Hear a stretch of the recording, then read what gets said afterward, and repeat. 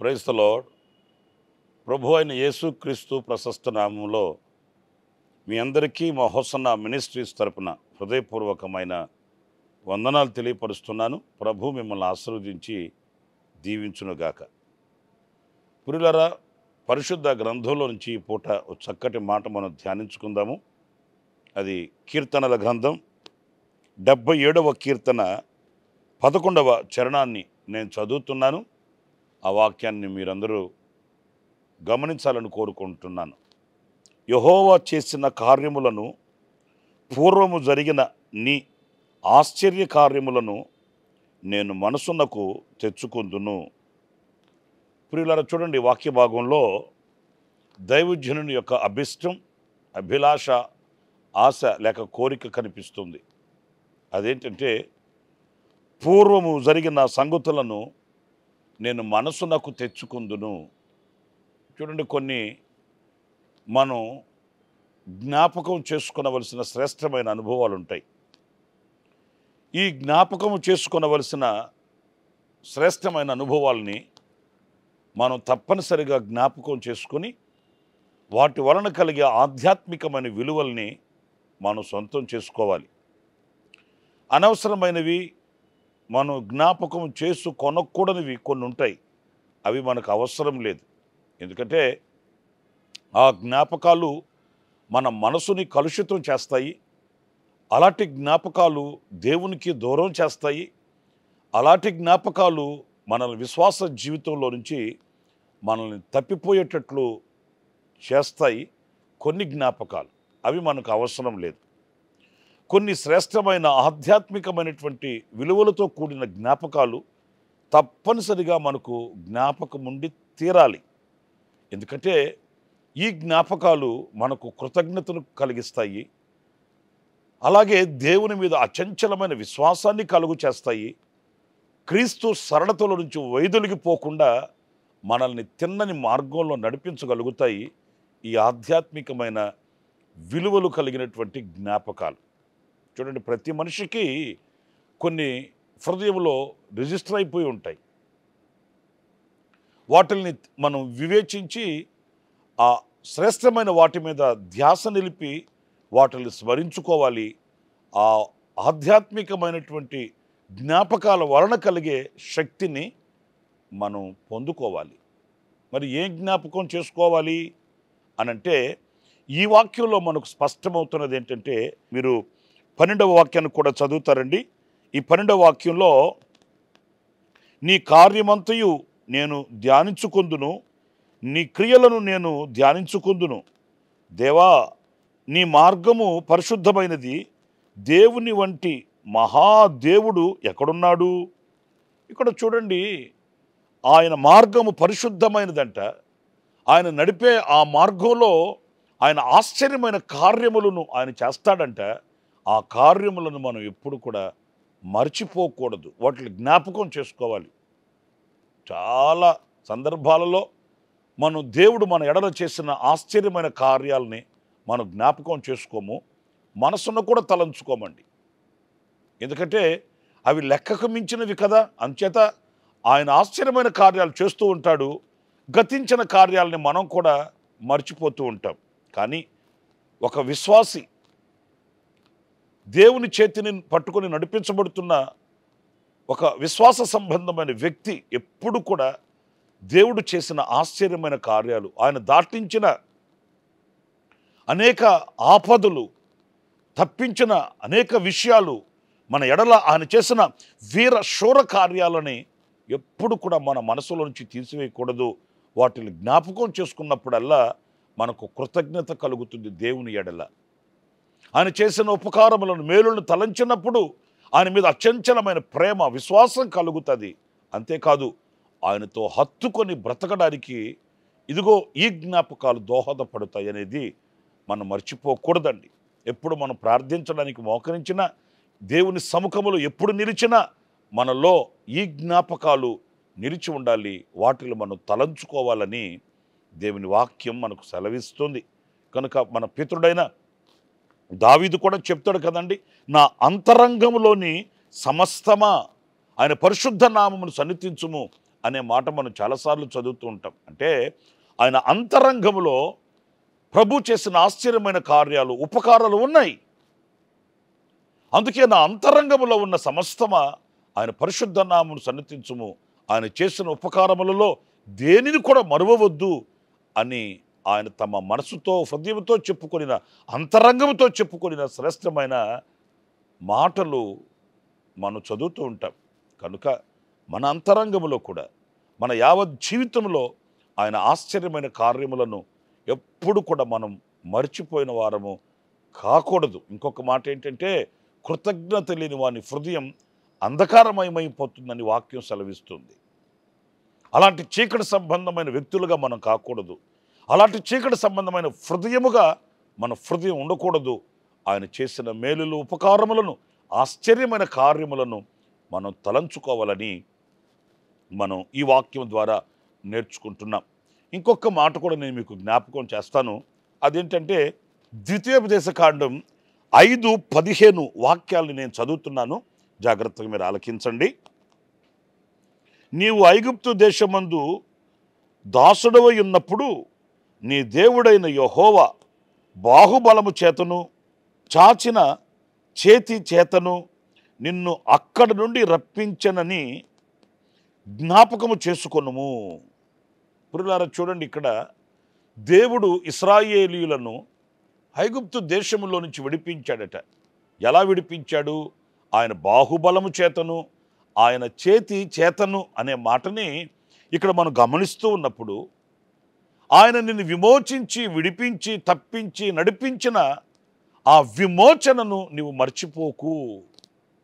ఇది ఒక విధంగా మనం ధ్యానపూర్వకంగా తలంచుకోవాలి అంటే, దేవుడు మనల్ని రక్షించిన ఆ రక్షణను, ఐగుప్తులో నుంచి ఇశ్రాయేలీయులను ఏ రీతిగా ఆయన విడిపించాడు అని మన చరిత్రలోనికి వెళితే, వాళ్ళ కొరకై ప్రభు ఎన్ని అద్భుతాలు చేశాడో అక్కడ. అన్నింటికంటే మిన్నగా ఇశ్రాయేలీయులను ఐగుప్తులో నుంచి విడిపించడానికి ఆయన ఒక గొర్రెపిల్లను వధించి, నిర్దోషమైన ఏడాది గొర్రెపిల్లను వధించి, దాని రక్తము చేత వారిని విమోచించి, వారిని ఐగుప్తులో నుంచి విమోచించి తీసుకుని వచ్చినట్లు సత్యవాక్యం మనం చదువుతూ ఉన్నాం. అంటే ఒక గొర్రెపిల్ల యొక్క రక్తము చేత వాళ్ళు విమోచించబడిన సంగతి ఈ వాక్యంలో మనం చదువుతున్నప్పుడు, ఆయన బాహుబలము చేత, ఆయన చేతి పని చేత ఆయన విడిపించుకొని తీసుకుని వచ్చాడంట. అంటే ఆ విమోచన మనం ఎప్పుడు, ఆ రక్షణను మనం ఎప్పుడు కూడా మర్చిపోకూడదండి.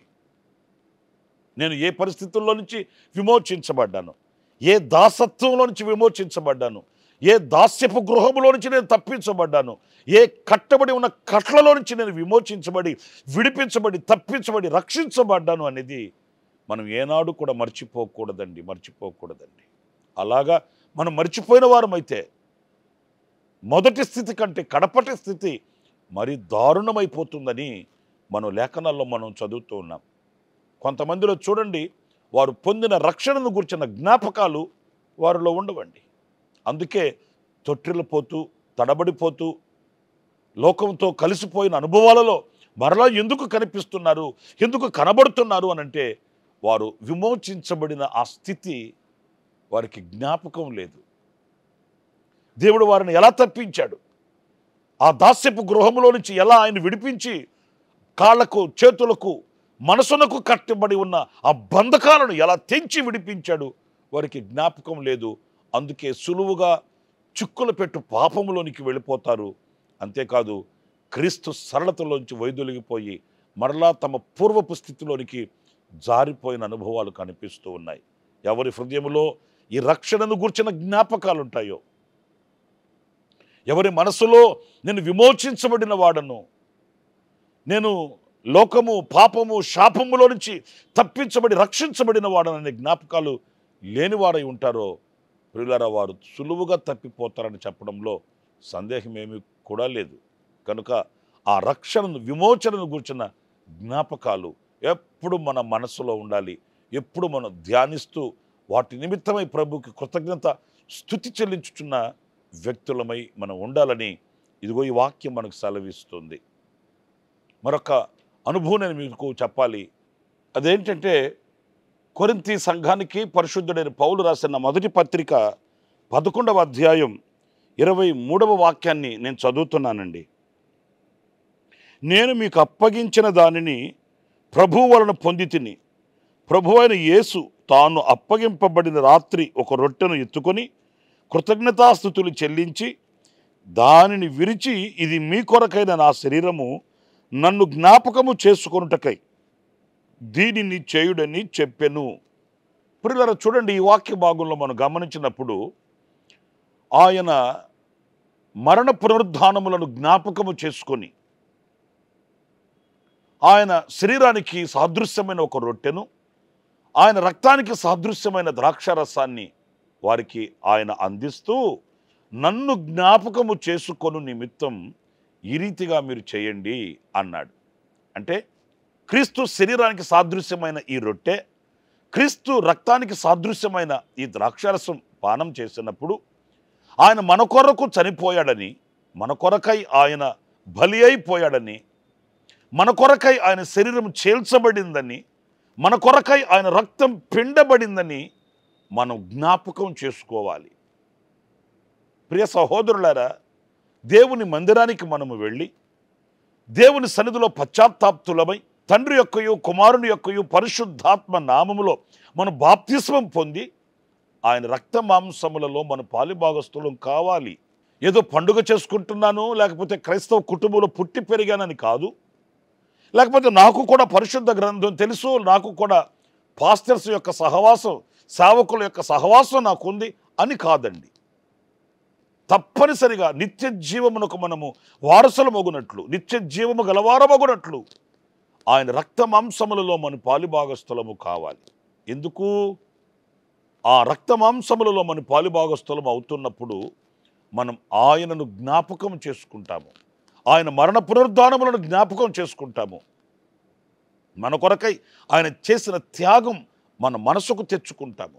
గలతీ సంఘాన్ని గూర్చి పరిశుద్ధుడైన పౌలు చెప్పిన మాటలు జ్ఞాపకం చేసుకుందాం. వారికి సిలువ వేయబడిన వాడైనట్లుగా ఉన్న క్రీస్తు యొక్క సిలువ దర్శనం కోల్పోయారంట. ఆ జ్ఞాపకాలు వాళ్ళకి లేకుండా పోయాయి. మొదటిలో వాళ్ళకి సిలువ వేయబడిన వాడైనట్లుగా క్రీస్తు యొక్క దర్శనం, ఆ జ్ఞాపకాలు వాళ్ళకు ఉన్నాయి. కానీ రాను రాను ఆ జ్ఞాపకాలు వాళ్ళలో తొలగిపోయాయి. వారు మరలా లోకస్తులుగా మారిపోతున్నప్పుడు, ఓ అవివేకులైన వారులారా అని ఒక ఘాటైన పదాన్ని పరిశుద్ధుడైన పౌలు వాడడం మనం చూస్తాము.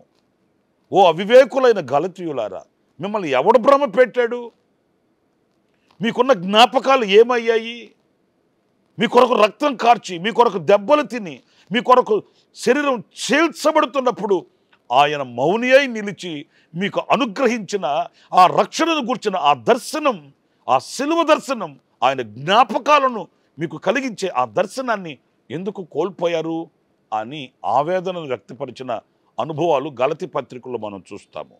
అంటే మనకు నిత్యము ఆయన మరణ పునరుద్ధానములను గూర్చిన జ్ఞాపకాలు మన మదిలో మెదలుతుండాలి, మన మనసులో అవి నిలిచిపోయి ఉండాలి. ఆ సిలువ దర్శనం మనకు ఎంతో శ్రేయస్కరమైనది. ఆ సిలువ దర్శనం మనల్ని ఆధ్యాత్మికంగా క్రీస్తుకు చేరువ చేస్తుంది. గనుక ఆ దర్శనాన్ని మనం కోల్పోకూడదు. ఆయనను జ్ఞాపకం చేసుకునే నిమిత్తం ఆయన అనుగ్రహించిన ఆ కార్యాన్ని, ఆయన రక్తంలోనూ ఆయన శరీరంలోనూ పాలుందే ఆ ఉన్నతమైనటువంటి సహవాసాన్ని మనం పోగొట్టుకోకూడదు. ఈ జ్ఞాపకం మనం కలిగి ఉండాలి. మీకు 3 విషయాలు చెప్తూ వచ్చాను. ఇంకొక విషయం కూడా నేను మీకు జ్ఞాపకం చేయాలి, ఆఖరిది. అదేంటంటే సామెతల గ్రంథం 10వ అధ్యాయం 7వ వాక్యాన్ని నేను చదువుతున్నాను. ఆ మాటలు మీరు చూడండి. సామెతల గ్రంథం 10వ అధ్యాయం 7వ వాక్యాన్ని నేను చదువుతున్నాను. నీతిమంతుణ్ణి జ్ఞాపకం చేసుకొనుట ఆశీర్వాదకరమగును. ఇప్పుడు ఈ వాక్యంలో మనం గమనించినప్పుడు మనం జ్ఞాపకం చేసుకునవలసిన 4వ చక్కటి అనుభవం ఏంటంటే నీతిమంతులను జ్ఞాపకం చేసుకోవాలట. అంటే వాళ్ళ యొక్క క్రియాఫలాన్ని మనం జ్ఞాపకం చేసుకోవాలి. వాళ్ళ యొక్క సత్ప్రవర్తనని మనం జ్ఞాపకం చేసుకోవాలి. వారు దేవునితో సహవాసం కలిగి, దేవునితో అనుబంధం కలిగి, దేవునితో నిబంధన చేయబడిన వారై ఎలా వాళ్ళు తమ యాత్రను కొనసాగించారో ఆ చక్కటి అపురూపమైన అనుభవపూర్వకమైన జ్ఞాపకాలు మనకు కావాలి. వాళ్ళని జ్ఞాపకం చేసుకుంటే మనకేమొస్తుంది, వాళ్ళని తలంచుకుంటే మనకేమొస్తుంది అని ఎప్పుడు కూడా మనం అహంకారపు మనస్తత్వం కలిగిన వారం కాకూడదు. నీతిమంతుని యొక్క జ్ఞాపకాలు, నీతిమంతుల యొక్క జ్ఞాపకాలు మన మనసులో ఉన్నప్పుడు మన జీవితాన్ని సరిచేసుకోవడానికి ఎన్నో పాఠాలు మనకు దొరుకుతాయండి. నా ప్రియమైన సహోదరులారా, మన ముందు మన పితరులు నీతిమంతులై విశ్వాసపు పోరాటాన్ని పోరాడారు, విజయాన్ని చేతబట్టారు, విజయ పతాకం ఎగరవేశారు. మన ఎదుట వాళ్ళు సాక్ష్య సమూహమై నిలిచి ఉన్నారు. పరిశుద్ధుడైన పౌలు హెబ్రీ సంఘానికి వ్రాస్తూ కూడా ఈ మాటలు వ్రాస్తాడు. ఇంత గొప్ప సాక్ష్య సమూహము మేఘము వలె మనలను ఆవరించి ఉన్నందున, ఇదిగో ఈ సాక్ష్య సమూహం అంతా ఎవరు అనంటే నీతిమంతులైన, పరిశుద్ధులైన, విశ్వాస వీరులైన వారండి. చూడండి, వాళ్ళ యొక్క విశ్వాసంలో వాళ్ళు ఎప్పుడు కూడా దేవుడు వాళ్ళకి ఇచ్చిన కర్తవ్యాన్ని విస్మరించడం కానీ, కృంగిపోయినట్లుగా కానీ, అధైర్యపడినట్లుగా కానీ లేనే లేదు. అందుకే నీతిమంతులను జ్ఞాపకం చేసుకోవడం మనకు ఆశీర్వాదకరం. ఎందుకంటే వాళ్ళు దేవునితో అత్యున్నతమైన అన్యోన్యమైన సహవాసం కలిగిన వారై వాళ్ళు విజయం చేపట్టిన వాళ్ళు. అలాంటి మార్గంలో మనం కూడా వెళుతున్నాం కనుక మనకు ఇవన్నీ స్ఫూర్తిదాయకమై ఉండేటట్లు ఆ నీతిమంతులను మనం జ్ఞాపకం చేసుకోవాలి. నీతిమంతుల యొక్క క్రియాఫలాన్ని మనం అనుభవించగలగాలి. ఇది మన జీవిత ధన్యత. కనుక నా ప్రియమైన సహోదరులారా, అనేకమైన లోక సంబంధమైన వాటిల్ని జ్ఞాపకం చేసుకొని మనకున్న విశ్వాసంలో నుంచి వైదొలిగిపోయేదానికంటే శ్రేష్టమైన అమూల్యమైన వాటిల్ని జ్ఞాపకం చేసుకున్నప్పుడు, ఇదిగో మన విశ్వాసపు అడుగులు తడబడకుండా, మన గురి అటు ఇటు చెదిరిపోకుండా, మనము అనేక ఆధ్యాత్మికమైనటువంటి విషయాలు నేర్చుకొని శక్తిని పొందుకొని మనము కూడా విజయవంతంగా మనము కోరిన రేవుకు వెళ్ళడానికి దోహదపడే జ్ఞాపకాలు మనం కలిగి ఉండాలి. అలాంటి కృప దేవుడు మనందరికీ అనుగ్రహించునుగాక. తలలు వంచండి, చిన్న ప్రార్థన చేసుకుందాం.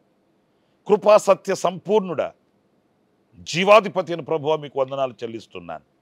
నాయన, మేము జ్ఞాపకము చేసుకొనవలసిన అనేక విషయాలు, మీ ఆశ్చర్యమైన కార్యములను గూర్చి, మీరు మాకు అనుగ్రహించిన విమోచనను గూర్చి, ఆ రీతిగానే మీ మరణ పునరుద్ధానములను గూర్చి, అలాగే నీతిమంతులను గూర్చి మేము జ్ఞాపకం చేసుకోవాలని మీ లేఖన సత్యాన్ని మేము చూచాము నాయన.